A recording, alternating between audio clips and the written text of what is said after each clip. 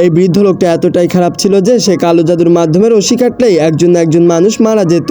কিন্তু সে একটা ছোট্ট মেয়েকে মারার জন্য রশি কাটতে গেলেই তার ঘরের ঘন্টা বেজে ওঠে। তখন একটা ছোট্ট মেয়ে তার বিড়ালকে খোঁজার জন্য তার কাছে এসেছিল, যা দেখার পর বৃদ্ধ লোকটা অবাক হয়ে যায়, কারণ সে এই মুহূর্তে এই মেয়েটাকেই মারতে যাচ্ছিল।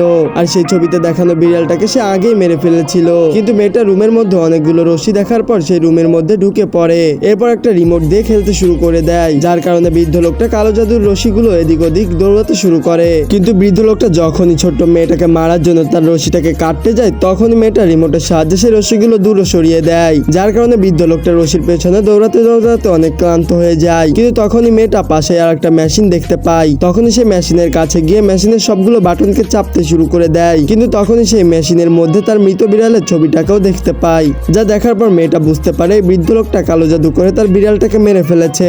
এই জন্য সে বৃদ্ধ লোকটাকে ছবি বের করে বৃদ্ধ লোকটাকে মেরে ফেলার ভয় দেখাতে শুরু করে দেয়, যা দেখার পর বৃদ্ধ লোকটা অনেক ভয় পেয়ে নিজের জীবন বাঁচানোর জন্য মেয়েটার বিড়ালকে কালো জাদু থেকে মুক্ত করে বাঁচিয়ে তোলে। তখন মেয়েটা তার বিড়ালের ম্যাও ডাকটা শুনতে পেয়ে অনেক খুশি হয়ে তার বিড়ালের কাছে চলে যায়, যার ফলে বৃদ্ধ লোকটা অনেক ভয় পেয়ে তার ছোট্ট কাঁচিটাকে ফেলে দিয়ে এরপর অনেক বড় একটি কুড়াল নিয়ে বাইরে চলে যায়। কিন্তু সে বাইরে গিয়ে মানুষ মারার কাজ বাদ দিয়ে তার ঘরের সামনে ঘাস কাটতে শুরু করে দেয়। পার্ট 2 দেখার জন্য ভিডিওটাকে একটা লাইক করে কমেন্টে পার্ট 2 লিখুন।